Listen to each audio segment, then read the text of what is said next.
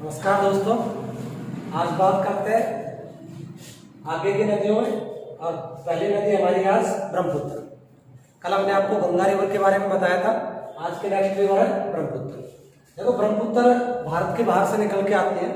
ब्रह्मपुत्र तिब्बत से निकल के आती है। जो मानसरोवर झील है उसके समीप से निकल के आती है। और मानसरोवर झील से 3 नदियों का उद्गम होता है, सिंधु, सतलुज और ब्रह्मपुत्र। सिंधु और ब्रह्मपुत्र दोनों एक दूसरे के ऑपोजिट चलती है। दोनों की लगभग लंबाई बराबर है। एक भारत के पश्चिमी भाग में जाती है, एक भारत के पूर्वी भाग में जाती है। आज हम बात करते हैं ब्रह्मपुत्र नदी की। ब्रह्मपुत्र नदी का उद्गम आपको बताया मानसरोवर झील से होता है। यह नदी लगभग 3200 किलोमीटर लंबी है। इसकी लंबाई 3200 किलोमीटर है। ये भारत में प्रवेश सबसे पहले जब करती है तो ये अरुणाचल प्रदेश से होकर प्रवेश करती है।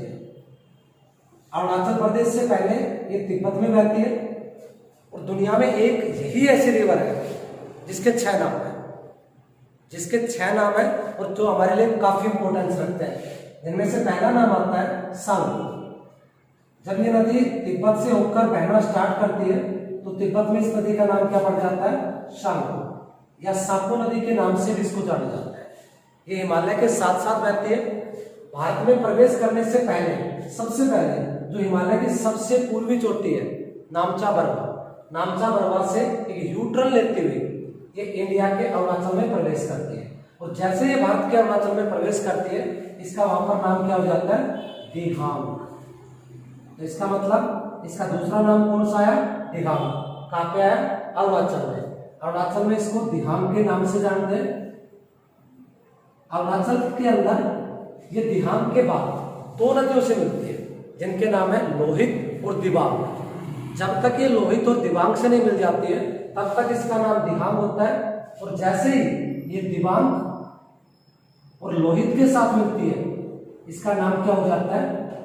ब्रह्मपुत्र। यानी कि ये दोनों नदियों का जो संगम होता है, ये दोनों नदियां निकलती अरुणाचल से है लेकिन मिलती ब्रह्मपुत्र में असम में जाके है। यहां जाने के बाद इनका नाम ब्रह्मपुत्र पड़ जाता है, अर्थात ब्रह्मा नदी पड़ जाता है। ब्रह्मपुत्र इसका नाम असम में पड़ता है, या आप ये कह सकते हो कि असम में इस नदी को नाम क्या कहा जाता है? ब्रह्मपुत्र कहा जाता है। यह वह नदी है जो दुनिया का पहले सबसे बड़ा माजुली नाम का द्वीप बनाती थी, जो आजकल दुनिया का सबसे बड़ा द्वीप नहीं रहा है। आजकल दुनिया का सबसे बड़ा द्वीप जो नदी द्वीप है वो ब्राजील के अंदर अराइगोआ नदी के अंदर है, बनाना द्वीप है।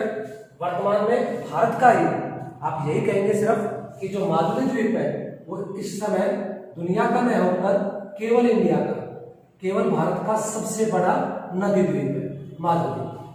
असम के अंदर पहुंचने के बाद इस नदी के अंदर 3-4 नदियों का संगम होता है, जिसको हम आपको बता रहे हैं। सबसे पहले इसके अंदर से इसकी जो सहायक रिवर्स है उनमें नाम आता है सुबनसिरी। इसके अलावा इसके अंदर नाम आता है कपिली। इसकी एक सहायक नदी आती है मानस। ये इसकी प्रमुख सहायक नदी आती है असम में। ये कहां पर मिलती है? सभी की सभी असम के अंदर मिलती है। असम के बाद, असम से बहने के बाद ये रिवर मेघालय के गारो पहाड़ियों के पास बिल्कुल एक यू टर्न लेती है। उसके बाद बिल्कुल टर्न करती है और गारो पहाड़ियों के समीप से ये कहां चली जाती है? बांग्लादेश की तरफ एंट्री करती है। गारो के पास से जैसे ये टर्न लेके चलती है गारो खासी जनते की पहाड़ियों के पास से, उसके बाद इसमें कौन सी नदी आके मिलती है? तिस्ता। और तिस्ता भारत के किस राज्य की नदी है? सिक्किम की रिवर है। तिस्ता नदी इसको भारत में न मिलकर बांग्लादेश में मिलती है। जब ये नदी बांग्लादेश में प्रवेश करती है तो इसका नाम क्या हो जाता है? तिस्ता के मिलने के बाद जमुना। तो इसका मतलब क्या हुआ कि अब तक ये कौन सा नाम आ गया? इसका 4th नाम।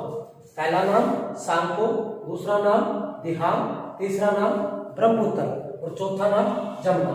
जमुना इसका नाम कहां पड़ा? बांग्लादेश में। बांग्लादेश में किस नाम से जानी जाती है? जमुना के नाम से। लेकिन जब गंगा और ब्रह्मपुत्र दोनों की धाराएं मिल जाती है, ये भैरव बाजार के निकट मिलती है, बांग्लादेश के अंदर है। गंगा प्लस ब्रह्मपुत्र की धाराएं जब मिल जाती है तो इसका नाम क्या हो जाता है? यहाँ पर इसका नाम पड़ जाएगा पद्मा। यानी कि गंगा और ब्रह्मपुत्र दोनों बांग्लादेश में संयुक्त रूप से किस नाम से जानी जाती है? पद्मा के नाम से। और ये पद्मा नाम तब तक रहता है जब तक कि इसमें एक नदी आकर मिल जाती है, मेघना। यानी कि अंत में जब मेघना नदी, इस नदी का उद्गम मणिपुर से होता है, ये बराक नदी के नाम से जानी जाती है मेघना मणिपुर में। और मेघना से मिलने के बाद यानी कि आप ये कह सकते हो कि बंगाल की खाड़ी में अंत में पद्मा और मेघना ब्रह्मपुत्र अलग हो जाती है और वहां पर इसका नाम क्या पड़ जाता है, मेघना।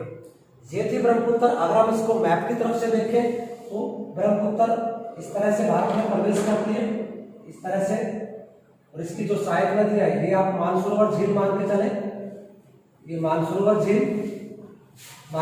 झील से आगे चलते हैं तो इसका नाम क्या पड़ता है, शाल्को। इंडिया में जब ये प्रवेश करती है तो इसका पहला नाम क्या होता है, दिहांग।